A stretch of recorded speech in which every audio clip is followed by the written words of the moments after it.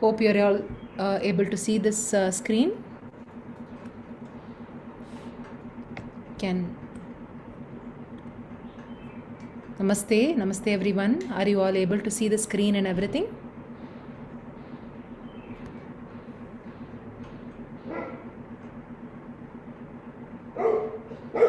Nobody is saying anything. Okay, thank you, Claudia. Thank you. Okay, so let's all sit comfortably. Aarti, please start the class. Yeah. Please sit comfortably. Place your palms loosely on your laps, facing upwards. You could also hold a Namaskara Mudra if you like. Make sure your back is erect and straight. Back, neck, and head in a straight line.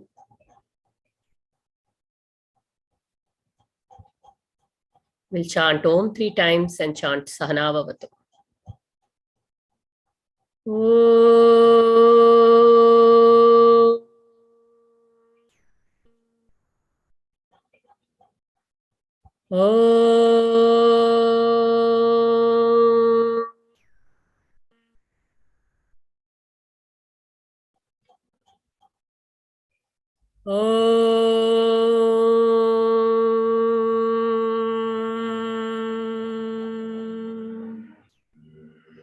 Sahana Bhavatu Sahanau Bhunaktu Sahaviryam Karavavahai Tejasvinavadhitamastu ma vedvishavahai. Om Shanti Shanti Shanti. Harihi Om. Shri Gurubhyo Namaha. Harihi Om. Om Namo Bhagavate Vasudevaya. Om Namo Bhagavate Vasudevaya. Om Namo Bhagavate Vasudevaya.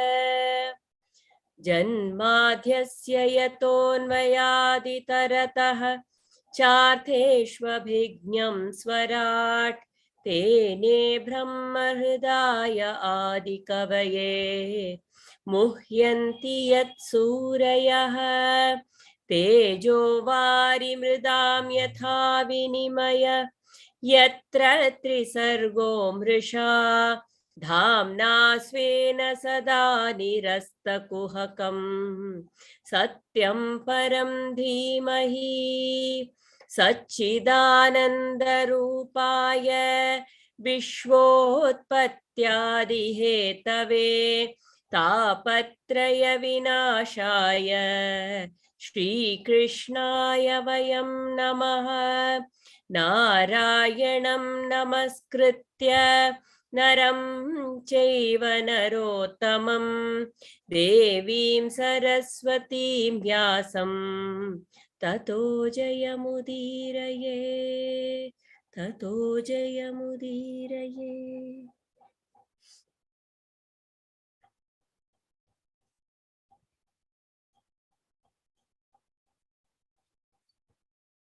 Namaste everyone.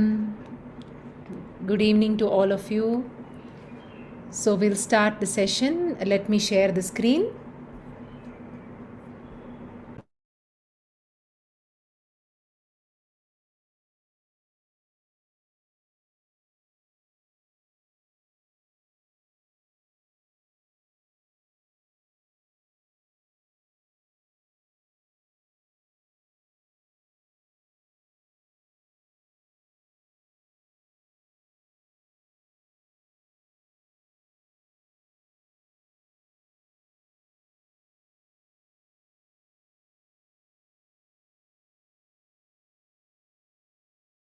Are you able to see the book page now?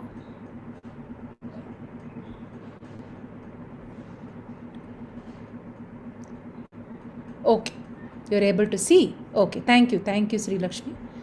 Okay. So where were we? Very beautiful chapter, isn't it? Let me go up. Yes, so Yudhishthira's mind was upset because he was little worried of so many signs happening. He's asking Bhishma, his brother, that I'm so worried, I'm so full of anxiety, and then something is happening. There are so many evil omens happening. Where is my brother? It's been so many months, he has not come back. What's happening to him? Arjuna has gone to Dwaraka, he has not been back again. And then Arjuna came back, and when Yudhishthira looks at his brother's face itself, all his anxiety which he was feeling, so many stories which he had weaved up in his mind, and when he looked at Arjuna's face, there was more anxiety, because the face of Arjuna was so dejected, so down, completely tears filled eyes, completely swollen eyes, and the tejas which Arjuna was always been famous of was not there. And Arjuna comes there in the court, in the sabha, and Yudhishthira asks him so many questions. How are these people? How are that people? Then finally he comes to Krishna. How is your beloved friend Krishna there? And what happened? Is something happened to Krishna? Why is your face so dejected? What's happening to you? Are you not unwell? So many questions he keeps asking, just like we ask our own near and dear ones if we see their face very dejected. And Arjuna starts giving how he feels about, and Krishna has been everything to us, and look, he has gone away, and all his absolute so much of that sadness and grief within him is all releasing. And he talks so much about so many wonderful things, right? And there his voice was trembling, and Arjuna's the state of mind was absolutely, you could see in dukkha, the state of mind was in despair, in grief. And you could imagine a person in grief who has lost someone so close to his heart. So that was the way Arjuna's face was. And then this is where we again will read this, when they brought him back to consciousness. Yeah, it will be so beautiful, right, to read it back, so that the continuation is there for us. So Aarti, would you like to start? So when they brought him back to consciousness, Arjuna composed himself and told them how all the Yadavas had been killed and how no trace of them was left anymore on earth, how the city itself went under the sea after the death of Krishna. So it is said that, at the time when Krishna was going to be born, all the Devas said, we also want to be there with you on earth and enjoy that time with you. So the Yadavas are said to be those Devas who wanted to be with Krishna, and it was time for them to leave again after that. So they left with Krishna as well. They gave him time to gather his scattered senses, and they needed time too to digest this terrible news. Later, bit by bit, they got all the details of the tragedy at Prabhasa. Even as he was recounting the glories of Krishna, Arjuna found a strange sense of peace pervading his being as he was recounting the glories of Krishna. His mind became clearer and calm, and there came to him a sense of detachment. Incessant thinking on the feet of the Lord had cleared his mind of all his agitations. Years back, Krishna had taught him the Brahma Vidya, and that on the battlefield. Now, after 36 years, and perhaps only now, after all these years, Arjuna found that he had finally understood what Krishna was trying to tell him. He knew how that sorrow is caused by the illusion of plurality, the feeling that the jiva is other than the Paramatman. The reason for this plurality is the human body, which is made up of the elements. This human body and the other cause is the combination of the trigunas. Because of the trigunas, these trigunas act like the prism, which is causing the dispersion of the light, and hence the plurality of the colors are seen. But in fact, everything is nothing but the light itself, the white light itself. Avidya, ignorance of the truth, is the basis of this plurality. And when avidya is destroyed by comprehension of the reality, all the other things vanish of their own accord. Right? So you know that even though that we are seeing the 7 colors, those colors are nothing apart from the white light. When the rainbow appears, it is an appearance in that light because of its because it gets dispersed through the raindrops. But even when the rainbow disappears, the sun's light is always there. Like that, he is always there, and even the plurality is only in the body. So Yudhishthira became silent after the tragedy hit him. What had happened at Dwaraka only confirmed his worst fears, and his mind had already been anticipating the news about the end of Krishna. Ever since Narada came and went, Yudhishthira had lost his peace of mind, and now he realized that his mind was still without any agitations. He remembered what Narada had told him. You will remain on this earth only as long as Krishna does. Yudhishthira's thoughts were now bent on the other world. The moment Kunti heard about the death of Krishna, she dropped down dead, and her soul, which was ever thinking on him, became one with him. Calmly. You want to say something, Prabha, here? No, I was just wondering, am I unmuted? One second. Yeah. So no, we say, right, all the great saints and rishis, they keep saying that when we keep talking, chanting, hearing the glories of Bhagavan, chitta shuddhi happens, purification of the mind, the agitations, the restlessness absolutely ceases. Because as we are come into this loka, there are so many agitations which comes once in a while. But the moment we start hearing, and like how Arjuna with that, remember, imagine his state of mind. I was just thinking, putting ourselves in his shoe, losing a person so dear to his heart, so dear to his heart, and imagine that state of mind. But when he starts talking about this person, and finally he suddenly realizes it's not only his friend, but this Krishna is absolutely within him, and suddenly a sense of peace arises. That why am I even feeling bad? There is Krishna always within me. And it is so beautiful when the Kamala Subramaniam ji has written this way. The translation itself is so beautiful. She says, that a sense of peace pervading his being. Right, because most of the time in that state of grief, in the state of sorrow, sometimes we forget our being itself. Sometimes we forget that there is an absolute will of God for everything, that there is something going on in this grand in this design of the world, in this everything, and there is a will, and there is sorrow there. But within that sorrow also sometimes a realization happens, which is happening for Arjuna, that when I'm talking, when I'm hearing, so because Arjuna talks so many verses here about what all Krishna has done, just like Kunti Mata says. So many verses keeps, I think about 7 to 8 verses are there, that Krishna did this, Krishna did, look at me, what I did, I have made him as a charioteer.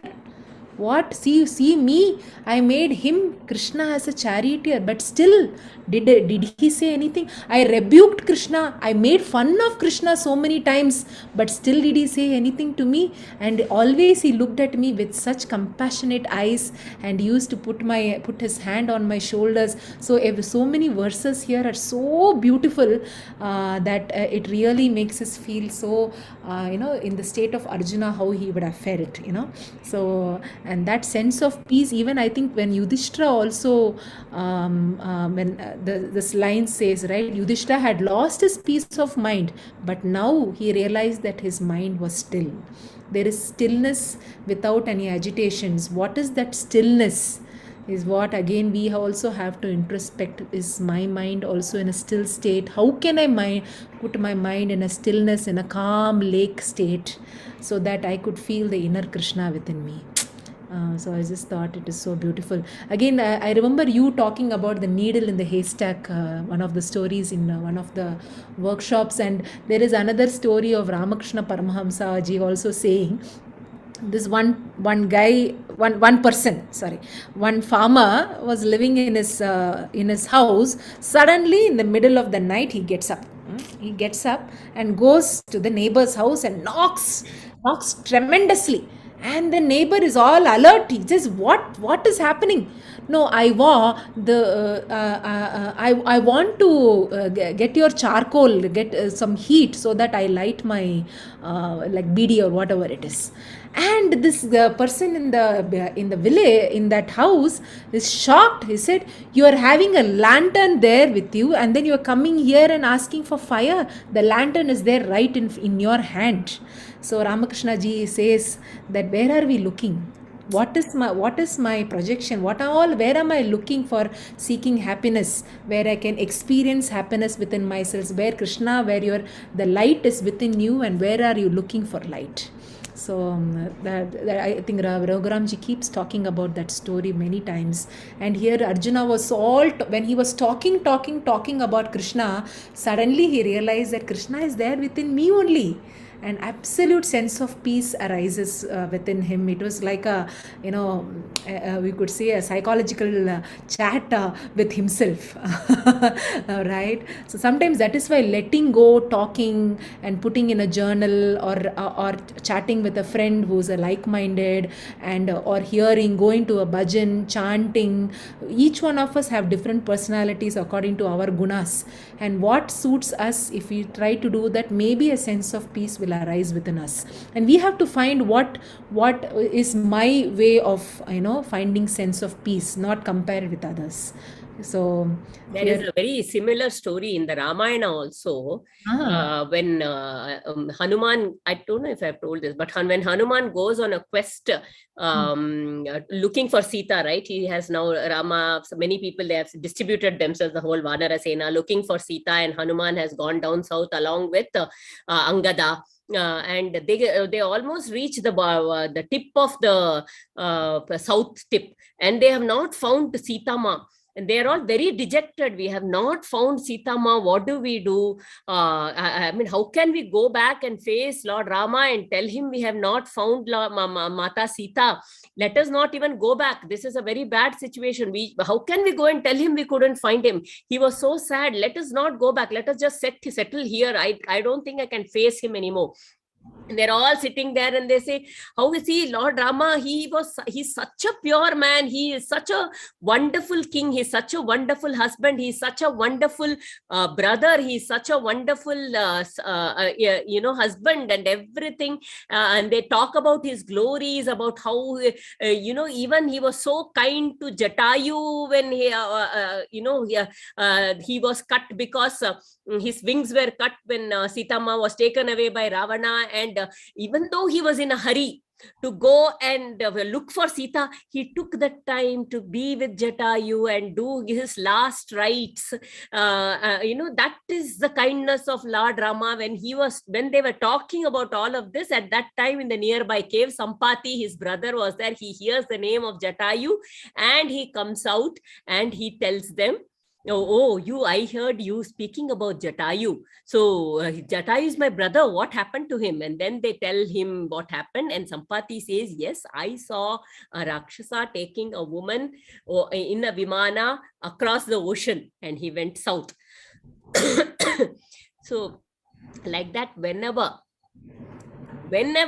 we are feeling confused, we are feeling helpless, we are feeling a lack of direction, all we have to do is look within, whatever, like the chanting, whatever is our way of seeking the Lord, reading his stories, thinking of his glories, doing some japa on his names and his, so that is when we do that, in some form, the answer will come to us through some medium from within me, something. I'll get a direction, and that detachment or whatever will come with that. All I need, that is the highest. I can keep solving, analyzing and solving all my problems within my this thing. But when that surrender happens and I think of the glories of the Lord, the answers without analysis just come from somewhere to us. Beautiful. And here, once more, when you were saying only, I was just thinking the story of Jatayu and Sampati only. See how the beautiful, the Leela, I would say the Leela of Bhagavan itself, their story of these two brothers. Who are the nephew of Garuda Bhagavan itself, right? And they decide to have a competition who reaches there on the top, who reaches the fly the highest, and both of them were filled with that ego and that pride that I am the strongest, and they go, and that pride becomes their downfall when their wings get scorched by the heat of the sun, because they thought they can go all the way there. And imagine them, and then they are distributing themselves because they fall in two different parts of the earth itself. And because of this fall itself, imagine Jatayu being there, and then Rama coming to the forest and then meeting Jatayu. So Jatayu then tries to protect Sita and so many things, and then Jatayu tells. So it's a beautiful play. It's a leela there, and the grand design. And Sampati coming there, telling these people, and then reassuring them, and then giving them confidence that there I saw you could go. There is one Rakshasa who carried her. So everything, and I think everything in our life, if we see that, it is for some reason. It is for, and if we have that receptivity and Shraddha, that faith, that it is there for some reason. Yudhishthira, like how he felt that, yeah, okay, this is time for Krishna to go, and it is time for me. It is time to move on. I have been the king for 36 years. Now I need to move on. So every one of us, if we sit and then whatever experience, bad, unpleasant, bitter, pleasant, so many pungent, whatever you could say, the 6 tastes we have, our life also is filled with 6 tastes itself. So how I would like to take the taste of the life, thinking everything as a Leela of Bhagavan. Every person I'm interacting, even you all sitting here in this class, we are all being together, is also the Leela of Bhagavan itself. That they are there for some reason. We are seeking answers.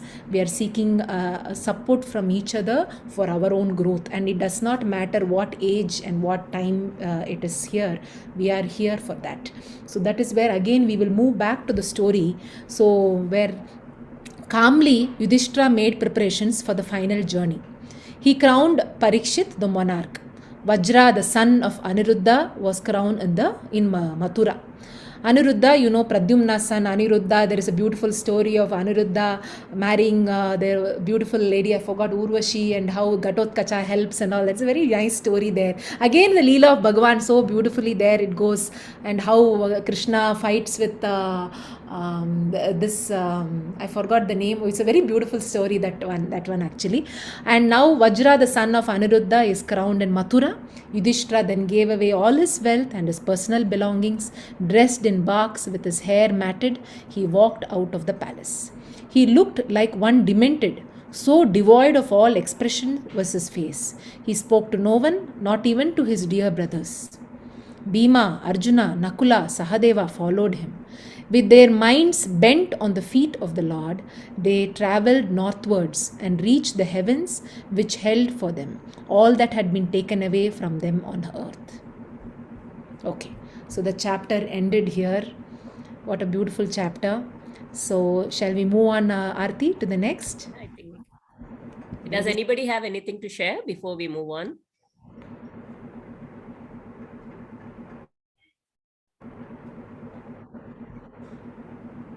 I think we can move on. Okay.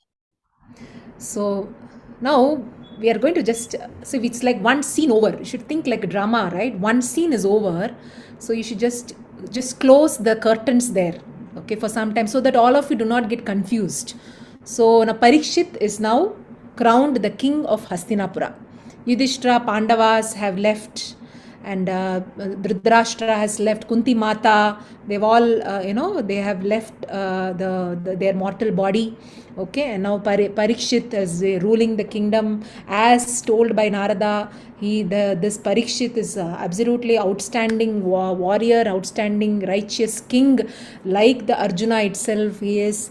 So he is like the Ikshvaku, the son of Manu itself. See, all these people will come in the story of Bhagavatam, okay? So don't worry who is Manu, who is all these things, it will come, everyone will be coming. So shall I continue this, Aarti? Shall I start? When Parikshit was born, Daumya and Kripa had cast his horoscope. Both of them are Daumya Rishi and Kripa Acharya. They had cast his horoscope. They told Yudhishthira that the child had a glorious future. He will be like Ikshwaku, the son of Manu, they said. He will honor Brahmins and he will be truth speaking like Rama, the son of Dasharatha. Like Shibi, he will be a giver. As for his glory and fame, they will spread to the four quarters like that of Bharata, the son of Dushyanta. In archery, he will be as great as Arjuna and Kartavirya Arjuna. Two people are there, Arjuna, Kartavirya. Kartavirya is a person, 1,000-armed person. He will be as stately as Himavan and as patient as Mother Earth. His courage will be that of Bali, and his devotion of Narayana will be equal that of Prahlada. He will perform the Ashwamedha and he will learn Brahma Vidya from Shukamuni, the illustrious son of Vyasa. His name will be remembered on the earth so long as the sun and moon move in their orbit. I think this is self-explanatory, so we will move on. After he was crowned, Parikshit justified the words of the rishis. He ruled his kingdom just as well as Yudhishthira had been doing. He married Iravati, the daughter of Uttarakumara, and Janamajaya was his eldest son. On the banks of the river Ganga, he performed the Ashwamedha Yaga. There was great pain in the heart of the king since he saw the influence of Kali increasing day by day. He wanted to fight with Kali, destroy him, restore to the earth her past glory and beauty when his grandfather had ruled the earth. Shall I move on, Aarti? Yes. At one point we can move on. This stanza, I think I will. Yeah, this is the main chance, I think. Once on the banks of Saraswati, a bull was talking to a cow. The cow looked emaciated and she looked like she had lost her calf. Everyone please hear carefully this, okay? Tears were flowing from her eyes. The bull was maimed. He was limping on just one leg. He went near her, that is, the bull went near her and asked, "Why are you weeping? Why do you look so despondent? You look sick, my dear. It seems to me it is a malaise of the mind. I can see that some intense pain is gnawing at your vitals. Are you mourning the loss of someone very dear to you? Are you weeping because you cannot bear to see me with 3 of my legs broken? Are you weeping at the thought that low-born Shudras instead of Kshatriyas will rule you in the days to come? Are you sorry for the Devas who will be denied their share of the Havis in the Yajnas, since Yajnas will not be performed anymore? O Mother Earth!" So now you understood who is this cow. "O Mother Earth, are you sad because Indra will not wet you with rain hereafter? Are you sad about the decay of Dharma? Are you dreading the future when men will no longer protect the women? When parents will not be respected by their children? Are you sad because Goddess Saraswati will have to live in the homes of sinful Brahmins? Or because high-born Brahmins will do menial service to their inferiors? Or are you mourning the fate of mankind, which will be so immersed in sin, the gratification of the senses, that it will never think of the Lord?" So this is a very loaded paragraph, actually. First of all, when we talk about this cow, who looks like she has lost her calf, tears were flowing from her eyes. The cows are always in our scriptures equated to Mother Earth. I say she's a significance of Mother Earth. Now, when see the way a cow, a typical Desi cow, not the Jersey cows that we get right now, okay? But a typical Desi cow, we have heard of stories of how you must sing to make her milk, you must dance to make her milk. Only to a certain person she will give her milk when somebody comes to milk that cow, right? It is like that, which means that you should be so well connected to that cow. You should have such a bonding with that cow. Only then will that cow give you what you desire as well. So that cow is, and then we have heard of stories of where when Krishna plays his Murli, and then the cows would automatically just pour down their milk. right? They are just in so much devotion that it just pours down its milk. So Mother Earth is also just the same, as connected as we are with her. As Samudra Vasane Devi Parvatastana Mandale Vishnu Patni Namastubhyam Pada Sparsham Ksamatsumi.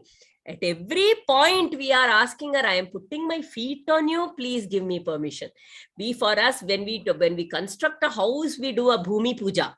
And we say, now I am going to disturb so many dwellings which have been there, the houses, to build my house. I will take only as much as I need, and I will co-live with everything else. So every step, if you say, you see whatever is there, like a Bhumi Puja, when they do a Sankalpa before getting into the river, it is like revering and having gratitude and reminding myself that I will only take as much as I need, and having that reverence for Mother Earth at all point in time. But right now it looked like that was not how it was. She was looking like she didn't have a calf, which means when there is no calf, there's not enough milk. So when there is no calf, there is not enough milk, which means Mother Earth is barren and is not able to give much. And why is she not able to give much? Because the humans, or the people living there, the kind of people that have been defined here, we will come back to the 3 broken legs in detail. We will talk about that. But until then, there are lots of things. What are these Shudras that they are talking about? I also have something to talk about that also, but one by one we will go. What do you mean by Shudras? So to understand the real meaning of this Varnashrama, this dharma that has been given, what it means, so that will give us a bigger picture and a clear understanding of what it is. So these kind of people, the people, basically it means that people who are not being following dharma, such people are there on this world, and hence Mother Earth is feeling barren and is not able to give. Okay, she is like a cow without a calf, who is not able to give back, give her milk. I would like to talk about why this 3 legs. Is there anything you want to say before that, or about that, Prabha? No, here I also want to talk about dharma only, because I was more and more thinking about dharma aspect only, because here so beautifully talking the 3 legs and all that. So before you move on to the 3 legs, I was just thinking, because that moving on before that, I was trying to recollect all Raghuramji's talks on dharma. So beautifully he used to talk about dharma. So here are some of the points which he had mentioned about dharma, so that when you talk about the 3 legs, it becomes a nice continuation. So the first point, he always used to say that the moment we say dharma, most of us come to say, it is righteousness. So this is the one word answer which we gave. So he used to be saying that actually there is no proper translation of dharma. There are so many rishis who have tried to say dharmo rakshita rakshitaha, dharma is for dharma's sake, dharma is what you are upholding, what the creation is upholding, so that is dharma. Dharma and nyaya, the dharma is beyond nyaya. So what is nyaya drishti, what is dharma drishti? So this is where it really caught my attention. I remember this lot of discussions about 4-5 years ago. We had a workshop by Raghuramji on Sanatana Dharma. So here he, as always, he used to talk a lot of examples. This Nyaya Drishti, Dharma Drishti itself, again with that I think it will help us to understand that the next is, it's a chapter in Ramayana, of course, where you should all visualize the scene when Rama, as a young prince, the eldest prince, he was announced that he is going to be the Raja. The next day he is going to be crowned, and everyone in the Ayodhya is all celebrating. Imagine the household of in Ayodhya's palace, how the household is all rejoicing that, oh, Rama, he is the right person to be the king of Ayodhya. And even then Rama is always in an equipoised manner. He is never overly excited excited and never overly, in the depressed or the despondency state also. So here he is, but all around him everyone is so excited, and he's been going to be crowned, and preparations were going on in full swing. And there on the side in Kaikeyi's palace, things were happening, a turn of events happening, and then he was called to the palace, and then Kaikeyi says that you have to not be crowned as a king, and you have to go to the forest for 14 years, and you have to do it tomorrow. That's it, tomorrow. So first she says that you have to go to the forest for 14 years, and Rama said, so be it, right? Whatever my mother or my father says, it is my dharma, and I will follow my dharma. That is, what is my dharma? Dharma is, that is Matrudevo Bhava, Pitrudevo Bhava. That is, I will hear whatever my parents says, I am going to be respecting their words and actions. And then the Kaikeyi says that tomorrow itself you have to go. And Rama smiles. He said that, I said, Rama is considered to be a Maryada Purushottam. That is Purushottaman. That is a person who will always keep his words and actions irrespective of everything. And he says that, oh Mate, you have told me, I have said yes. Irrespective of what the world says me, I will not be changing my decision. This is how it is. I will be going. You are ordering me to go tomorrow. I will go. And when he comes back and all the news comes across that he is going, Lakshmana comes and starts arguing, putting down his points. Think that you have an analytical person putting down point by point bullet points, and Arjuna says, I have 3 points for you, oh dear brother. First point, you are the eldest prince of this, and you are everyone in the entire kingdom knows that you are the rightful king.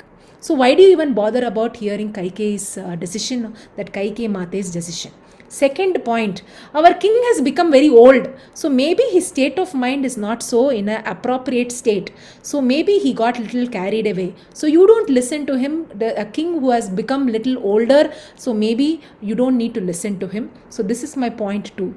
My point 3, our king is blindly in love with a woman there, and the woman, maybe the state of mind is different because maybe she wants her own son. So you don't need to listen to that. Even Vasishtha Muni is agreeing with my points. So you have to agree with my points, oh brother, that you need not go at all. These are my points, and these points are validated by everyone, including the Vasishtha Muni. So this was his Nyaya, that these were the points which is called, they say, right, these are the Nyayas, the justice is given with these points.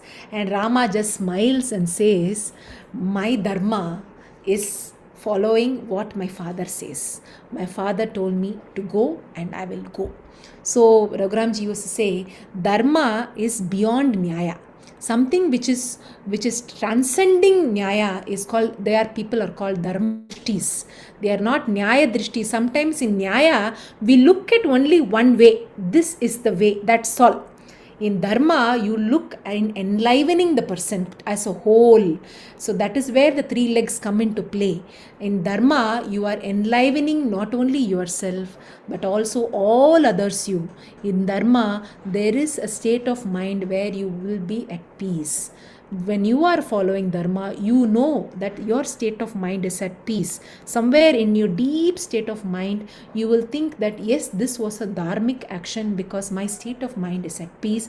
There is no guilt attached, there is no pride attached, there is no ego attached, there is no justification attached, nyaya, nyaya, nyaya, but there is absolute peace. So that is where you will feel. And again, Shastriji explains before we move on. Again, Shastriji, that is Raghuramji's guru, is Shastriji, L.N. Satyanarayana ji. In his book, very beautifully he writes, he is a chemistry professor. Okay, he was teaching here only in Bangalore in one college, I think Vijaya College or somewhere. So he says, when students come for chemistry lab, lot of regulations are given. So that is, if they have to take a weight, they have to use a forceps. If they have to use a burette, they have to wash the burette and then only fill the solutions properly. So all these rules or regulations are given to them. So properly they have to follow. If they don't follow, they will be getting a negative point. Okay, or whatever, they will be scolded or they will be given consequences. But the sir comes, he immediately takes the weight with his hand, puts it, because he knows what will happen, he knows the nuances of everything. He uses the burette, fills it with the liquid, he knows what is to be done. So why is the law not there for this sir but for the student? Because the sir is already beyond the law, because he knows that what is a subtle balance there. So that is where dharma holds. Why we have to follow these and this and this and this rules is we are still were carried away with our sense of enjoyments, our sense of enjoyments, boga, vishaya, all of things are carried away. We are still looking for happiness other places, where a person who withholds dharma, like Rama, like Parashara, all these people are called, they are the dharma titas, they are the absolute people who have followed dharma. Even Bhishma Charya is, you would all say he did this, he did that. Yes, he was supposed to be a absolute dharmic person. So such was the way so many people have followed. For them, little bit here and there, because here and there, when we start questioning, right, sitting here saying he did that, no, he did that, no, we have, because we have no sense there to question them. That is what beautifully he says, that because they are beyond that. They are absolutely beyond that. Can anyone be like Bhishmacharya, who breaks a vow at that position, at an 18 or 19-year-old man taking a position of such a dharmic vow there? So that is why from Devavrata he became Bhishma. So dharma upholds. Dharma, from enslaving someone, it enlivens someone. So from enslaving to enlivening. But how? Who are the four legs of dharma? That is where we'll continue.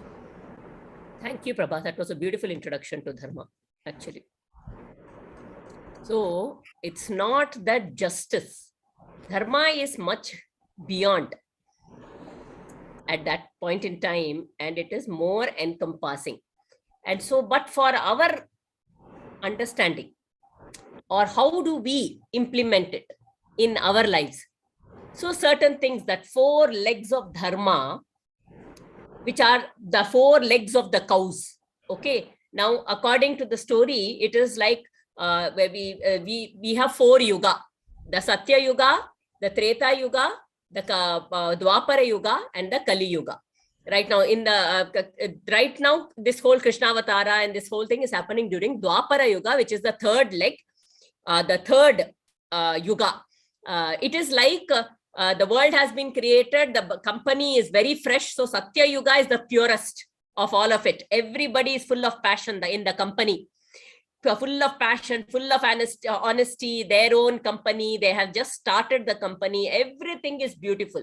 And then by the time they have moved to the next Yuga, which is the Treta Yuga, some more people have joined, but still they are largely in touch with the people who have started right from the beginning. So, it is still upheld, but one leg has been broken. And then by the time you go to the Dwapara Yuga, little more of that, purity is lost.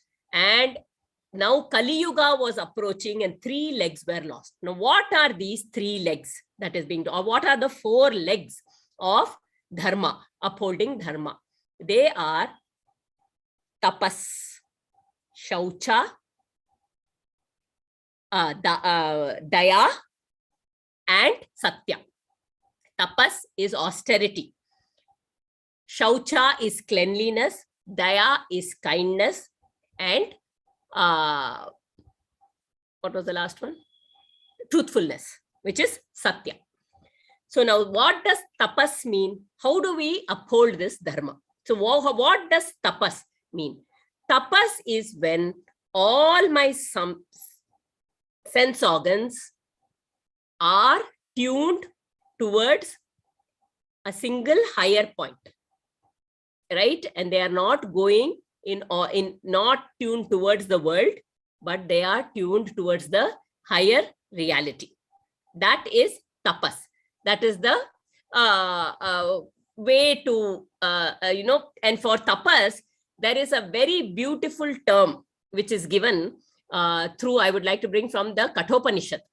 Okay, the austerity of how all our senses are always pointed towards what is go beyond desires, and what is that which gives it the higher takes it closer to the higher reality. So now how do you do this? There is in Kathopanishad, Nachiketa, there is a story when he goes to Yamadharma Raja, and there is a story of how Yamadharma Raja is constantly giving him. He says, oh, you have come here. And actually it is told that Nachiketa goes to the other world. It is a big story. I'm just cutting it short, because his father was doing a yajna, and Nachiketa just father in his irritation, and Nachiketa tells, we are not doing the right kind of dharma, you're not giving away the right cows, you are giving away cows which we don't need, which are not going to be useful to the other people, and this godhana you should not be doing like that. And his father says, you keep irritating me like this, I will give you as dhana. And he says, then Nachiketa takes that, I will give you as dana to, Yamadharma Raja. And Nachiketa takes that seriously, and he goes to Yamaloka. And there Yama is not there, so he has to wait for 3 days. And after that, Yamadharma Raja comes. And then because of that, Yamadharma Raja comes there and he says, I am going to give you 3 boons, ask for whatever you want. In all of that, what you learn from the questions he asks, he says things like, I'll make you the biggest, I will make you the greatest king of all times. And Nachiketa says, but that is short-term happiness. That is not going to give me long-term happiness. How will I go for, why should I go for being a king? That is not what I want. Okay. He says, I want to know the secret of what happens after death. And Yama says, what are you saying? You're such a little boy. That is not for you right now. You know, I will give you all the wealth you need, that you want in this world. Whatever you desire, that will happen. But Nachiketa says, anything that I desire, is that going to give me long-term happiness? Because the more I desire, the more I will fall under the the entanglement of it. It will keep luring me, it will keep tying me to it more and more the more I desire. Is that going to give me long-term happiness? No, so I don't want. So Nachiketa is constantly seeking the path of Shreyas over Preyas. That is the word, Shreyas and Preyas. Preyas is that which gives us short-term happiness. I eat something, I know I have diabetes, but right now I'm feeling very, very tempted. That is at a small level. I will eat it up. Okay. So that is like saying, right now I am giving in to my temptations. I give in to my desires. I choose the easy way out to make things happen for me. I am scared to take the difficult path, even though I know it is the right thing to do. Even though I know it is the right thing to do, I am scared to take that path, and I take the quick, easy path, which gives me immediate, not thinking of the consequences. And what happens is, more and more I give in to this prayers of short-term, this thing, I become more and more scared to take that step towards the long-term happiness, towards that Shreyas, because I have got used to getting things easily. I want things easy. I don't want to put myself through all that trouble. So that is tapas. Tapas is keeping my senses clear. The story here is, what am I seeking? The needle in the haystack story that Prabha said, that story is, there is a woman who is looking for a needle. She is looking outside her house, and there is a haystack there, and she is looking around that haystack. There is a noodle, and she's just searching. And then a wise man walks by, and he says, what are you looking, dear lady? And she says, I am looking for a needle here. And he says, okay, let me go, and let me also try to search it for you. Come. And he says, then, but where did you lose it? And she says, actually, I lost it inside the house. But then he says, then why are you looking for it outside? And she says, because there is light outside, inside it is very dark, I don't know how to look for it, I can't see it inside, so that is why I'm looking outside. So we are constantly looking for our happiness in the wrong place, in the material world, in our feelings, in our thoughts, all that, instead of seeking it in by turning our mind to the highest reality. And when we know that that is what will give me, and keep all my senses turned towards the highest reality, that is the highest form of tapas. So tapas is the first dharma. You want to add something here? Yeah. Here, to just add to a lighter note, there is this tapas thing itself. See, basically, when we have decided, people think, tapas means standing on one leg, like Hiranyakashipa did. How he stands on top of the mountains and prayed for the god and all that. And all we also have some tapas kind of that steadfastness and so many different definition. There is one very short thing about one story. I will not tell the whole story because it's pretty big, but there is one short in that.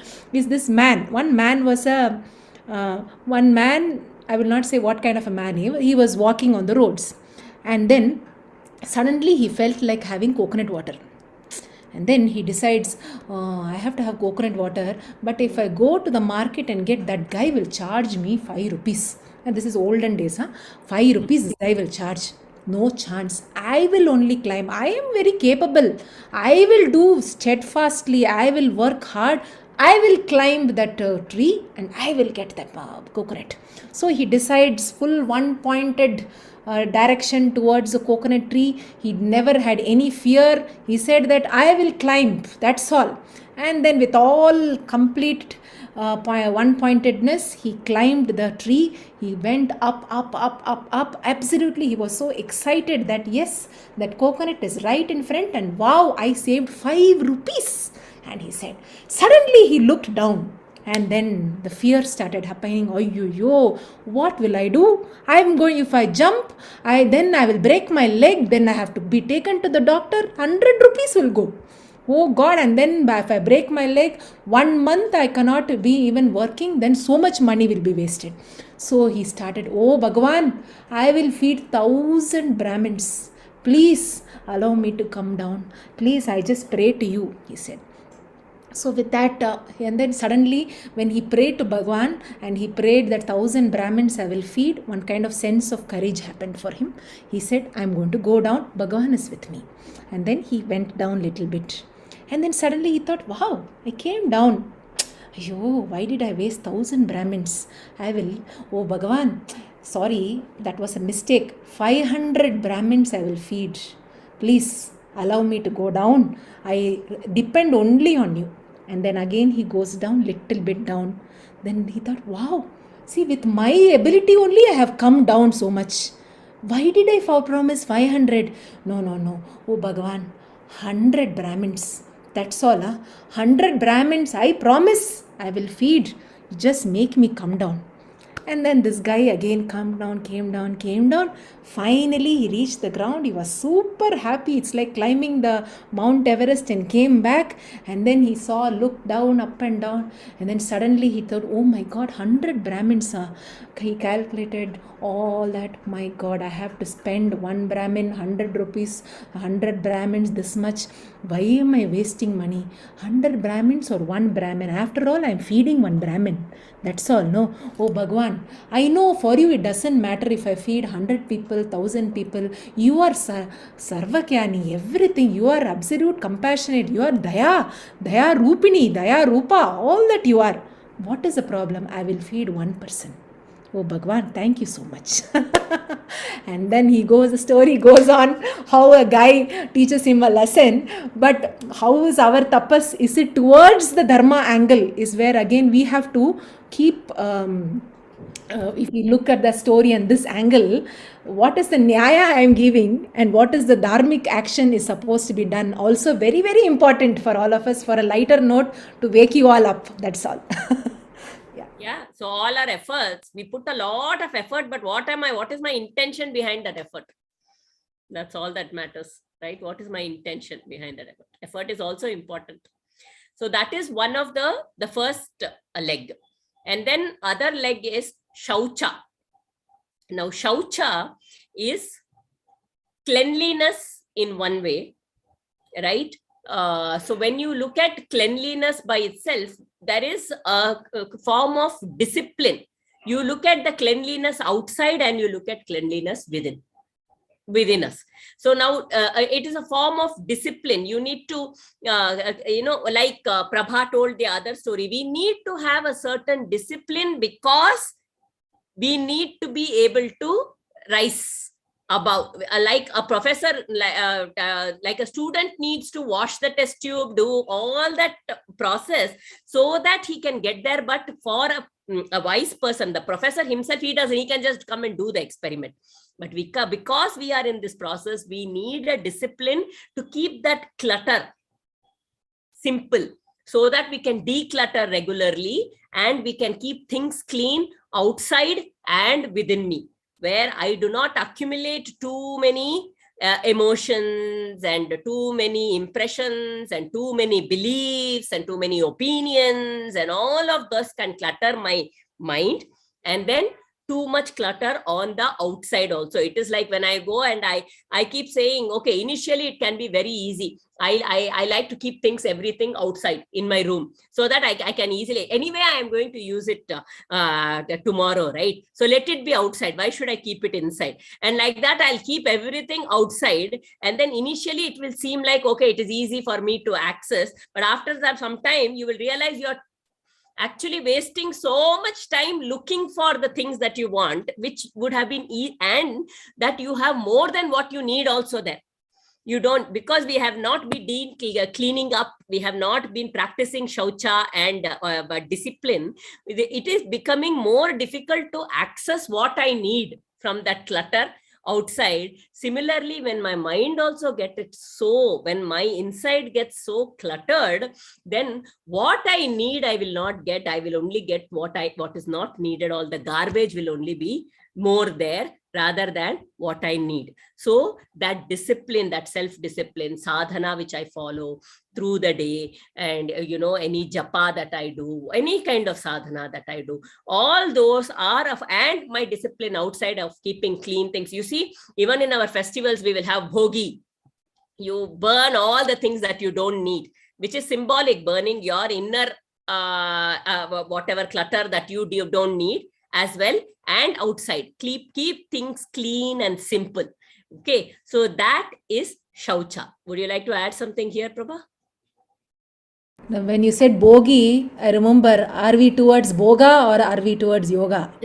So, right, boga is all about our sense organs, all our senses extending outwards, trying to think that, will this give me happiness? Will this give me happiness? Some saying, only this will motivate me. While we think that only this actually will give me happiness. But what is that happiness? What are you experiencing? What is our swabhava? That swabhava itself is dharma. That is our own true nature itself is it's a dharma actually. So are we realizing again? I remember Raghuramji talking about what is the dharma of the water. Water, it's to flow. What is the dharma of the fire? It's to uphold, uplift, to rise up. What is everything, every element, everything has a dharma. What is the dharma of the sun? To shine, to pass on wisdom, to enliven every creature in this world. That is the dharma. What is my dharma? That my dharma, what is my swabhava, what is my true nature, and but where am I going? Where are my attention off to? Where my attention is all into boga. But what is my swabhava? Am I realizing my true nature? And that is dharma. So, yeah. As I clean myself and as I follow that, that sincere direction through Shreyas, I will realize my swadharma, first of all. And the third leg is daya, kindness. There is a beautiful story of daya. See, what is daya? What is kindness? Really? See, there is a story of one man. He was in his deathbed, and he had two sons. And so the one son was married and had two children, and the other son was not married. And this man who was on his deathbed, he distributes his wealth equally to, he has a farm. Okay. And he says, anything that you get every month, whatever number of rice bags you get from the farm every month, you will equally distribute that between the two of you. So now both the brothers get, say, 50-50 bags of rice every year. So now this brother, one of the brothers who has the wife and children, he thinks, see, my brother, I at least have my children and a family and all that. So even if later something happens to me, my children are there to take care of me. But my brother does not have a family. What will he do? Now he is having enough only for now, but what will he do when he is old? So what he does is he takes a bag of rice from his, he will take extra 10 bags and he will, when his, but if I tell my brother, he will not listen to me.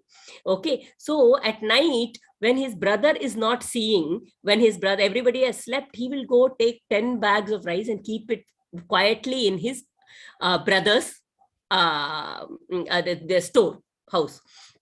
And the other brother is thinking, see, I don't have family. I don't have anything for myself. It is just me. What will I do with 50 bags of rice? But my brother has a family. He has so much more people to feed. It is unfair that we should have equal number of bags. In fact, he needs it more. So this man will go take 10 bags of rice and he will go and keep it in the other brothers' storehouse. Okay. And in this whole thing, one night, both of them are taking their 10 bags of rice and they cross each other and they look at each other and then they quietly walk and go and place the bag on the other side. So only a person who is feeling fulfilled in himself will actually be able to show that kind of kindness. Who an emotionally weak person cannot show that kindness, because that emotionally weak person will be more with self-preservation. Me, myself, my protection. When we are emotionally weak, there is a sense of lacking, and that when that sense of lacking is there, then I am more into self-preservation, and that kindness and daya cannot really reach out. Like Prabha was telling, what is my swadharma, my individual dharma? Like the fire has heat, the sun shines. It doesn't say, oh, I am doing this. It just shines, right? The tree doesn't say, I am giving shade to so many people. I am giving the fruit. It is just there. And whatever it is doing, it is doing. It is not taking credit. It is not thinking I'm doing.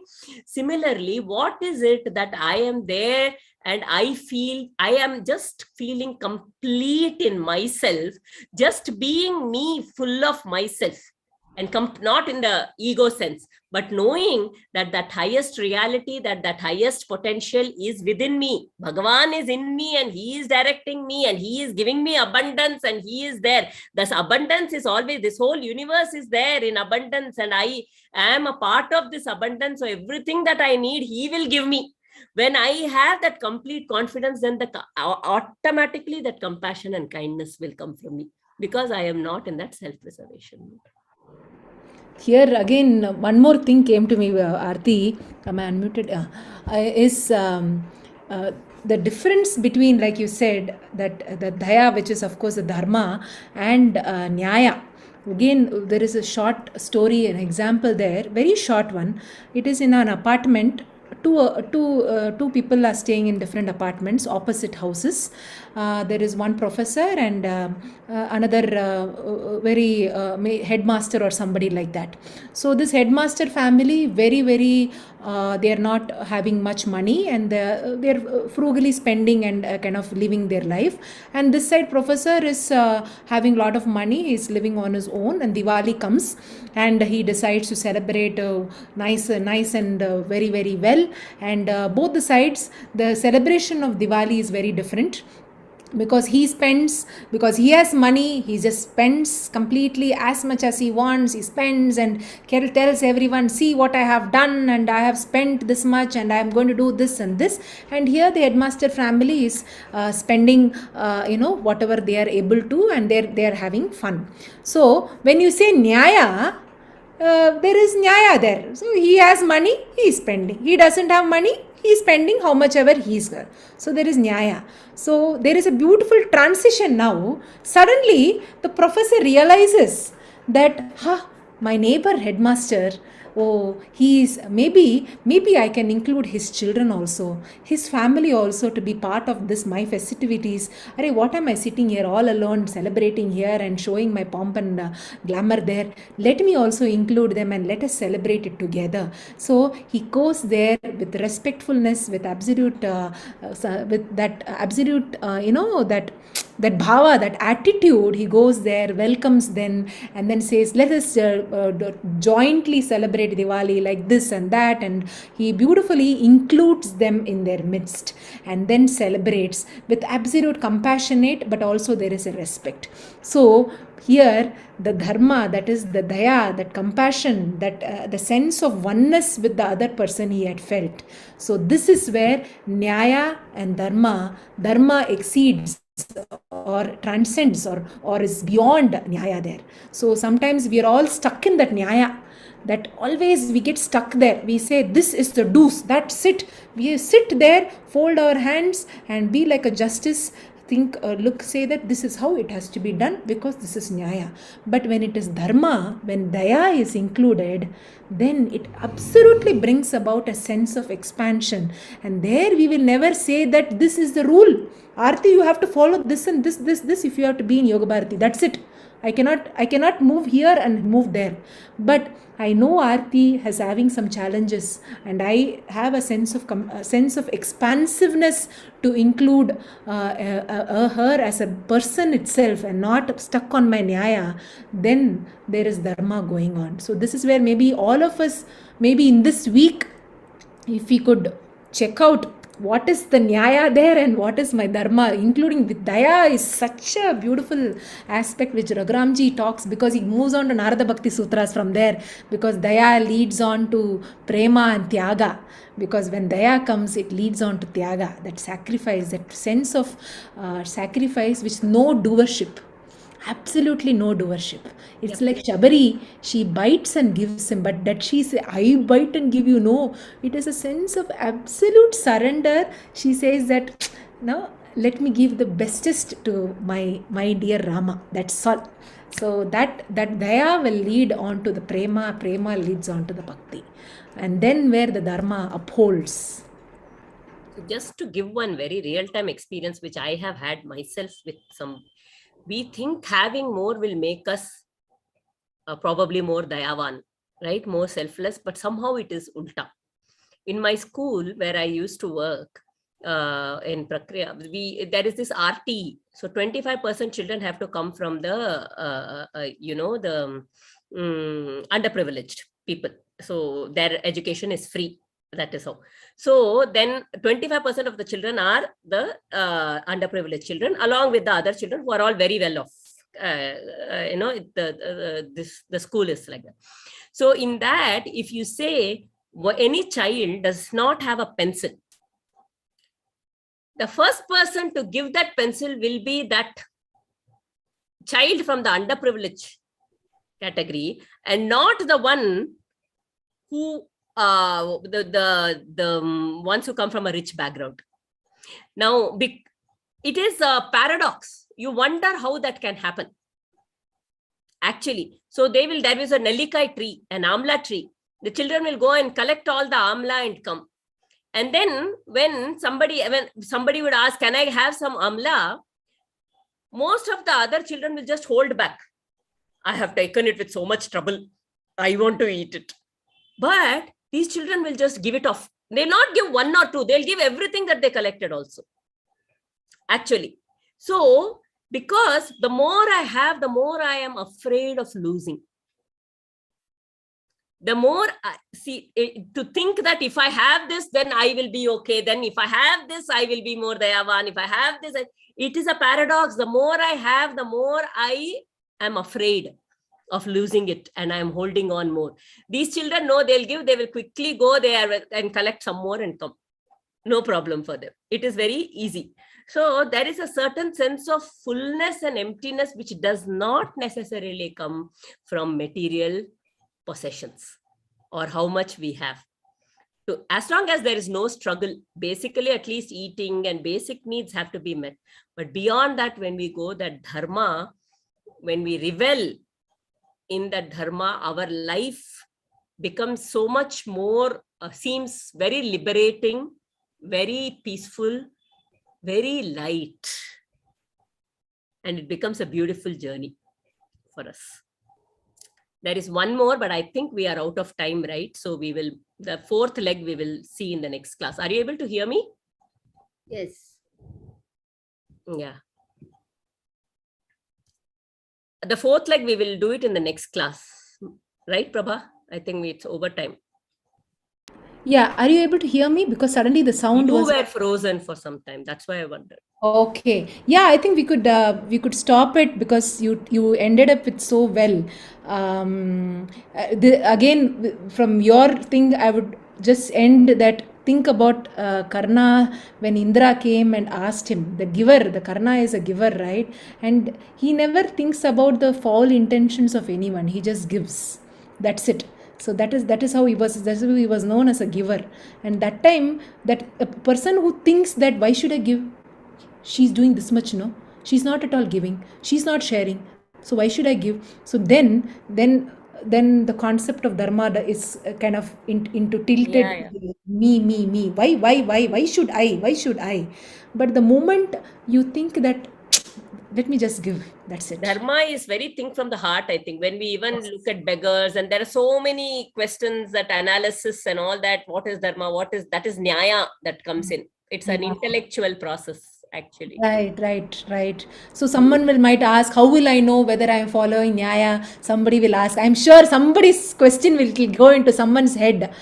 I would always say that somewhere deep you would find a sense of peace when you're taking a dharmic action. Yeah. So you have to be in touch with yourself, your sense of being there. When you are taking a dharmic action, when it is filled with daya, when it is filled with the truthfulness, again, all the four legs will be covered next. But this week, at least the first two legs, let us all contemplate. And how are the first two legs, taken care? So it will be helpful for us when we join for the next class. Is it coming from my head or is it coming from my heart? Yeah. I think a general, we can keep that as our. Yes. From the head is nyaya, from the heart will be absolutely dharma. Absolutely. So let's close Aarti. Please close the session.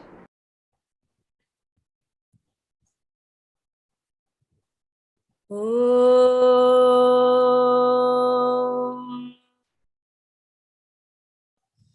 Purnamada Purnamidam Purnat Purnamudachyate Purnasya Purnamadhaya Purnamevavashishyate Sarve Bhavantu Sukhinah Sarve Santu Niramayah Sarve Bhadrani Pashyantu Ma kaschit dukha bad bhaved. Om Shanti Shanti Shanti. Harihi Om. Shri Gurubhyo Namaha. Harihi Om.